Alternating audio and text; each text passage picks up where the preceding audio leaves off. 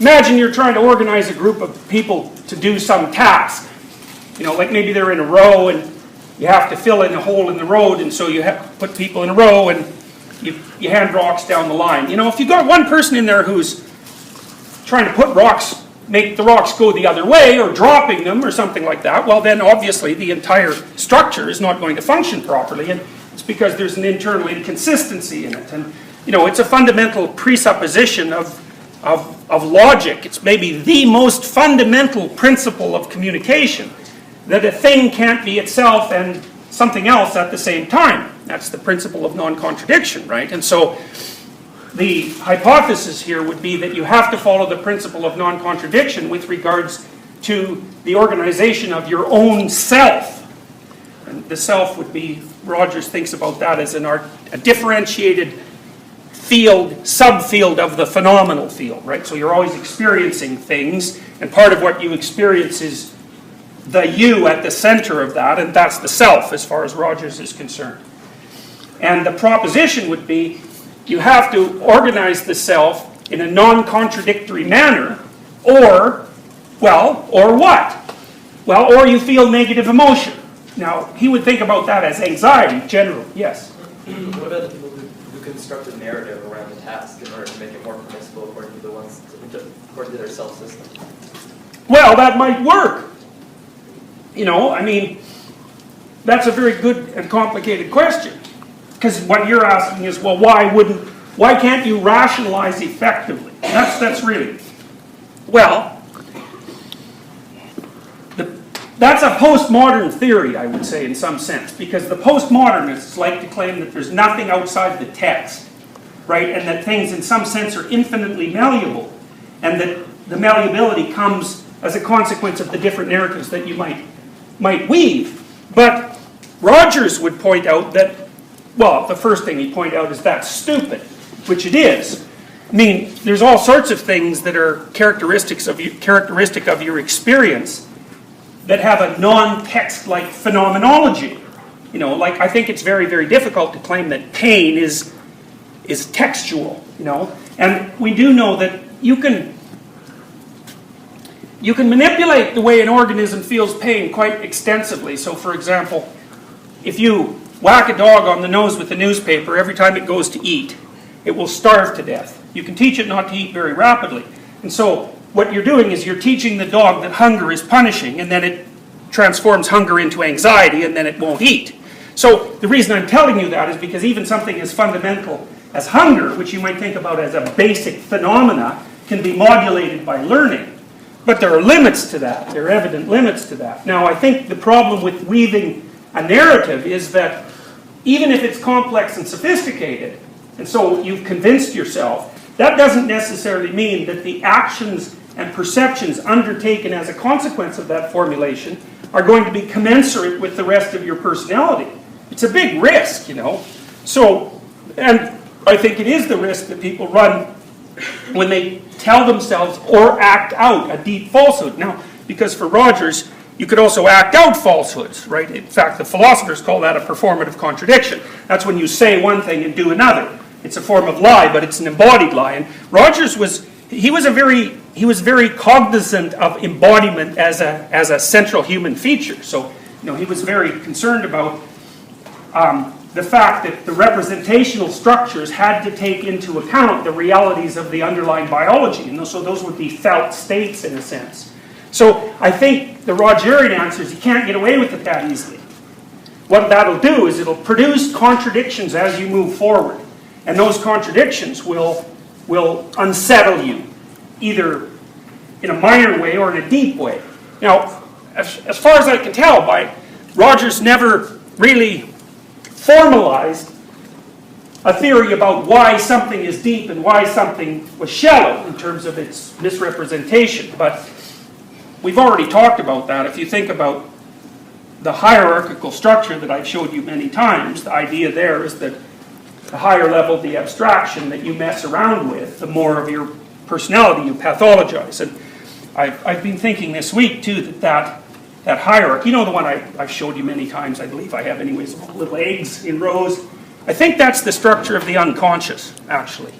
So, And you mess about with that at your peril, because you're programming your own perceptions and your actions. And so the Rogerian presupposition, and this is why I'm talking about the presuppositions that underlie his thinking, because the Rogerian approach is based on a deep presupposition, which is that honest integration matters. Now you could say, well, perhaps not. It's like, well, that's been the question that people have been debating since the beginning of time. But my experience as a therapist, just so you know, I've never seen anyone get away with anything. I think every time you do something that you know isn't right, you're going to get walloped for it sooner or later. Now, you may have blinded yourself so badly because of your misapprehensions and deceptions that you can't see the causal connection between what you did and the punishment. In fact, sometimes it takes years of psychotherapeutic investigation to lay out the causal narrative, you know. But why would anybody ever think they can bend the structure of reality and get away with it? You know, to me it's like, you know, those plastic rulers. It's like you can hold one of those in front of your nose and bend it forward, and that's fine, but as soon as you let go, it's going to hit you in the face. And so, you know, then you're going to curse fate because you got hit in the face, but you you damn ruler. Yeah. But if there's an economic incentive, I mean, as far as like you need to survive in order to have a life, and if you rate like having your economic needs as being higher than dealing with this unsettlement of even in the scenario you presented, yeah, like being at work and fulfilling the needs of the task that's been assigned to you by your superior, then you still get to survive. You still get to eat. You still get to have a roof over your head. Yeah. But you just have to sort of deal with the consequences of this, like being unsettled. Well, I mean, look, so I would say sometimes people are put into positions that unsettle them and they don't know what to do. You know, they're screwed if they do this and they're screwed if they do that, and that's all they can see to do. And people get put in those situations all the time. But, and I'm not really going to talk about those except that people really suffer for that, you know.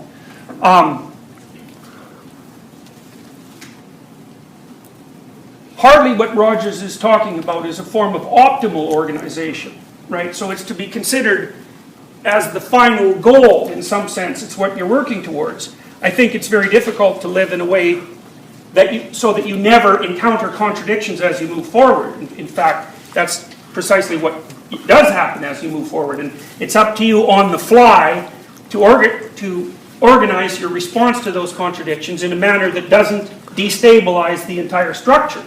But, you know, the entire structure is a strange thing because, again, Rogers has got a psychoanalytic, well, it's not exactly right. It's complicated.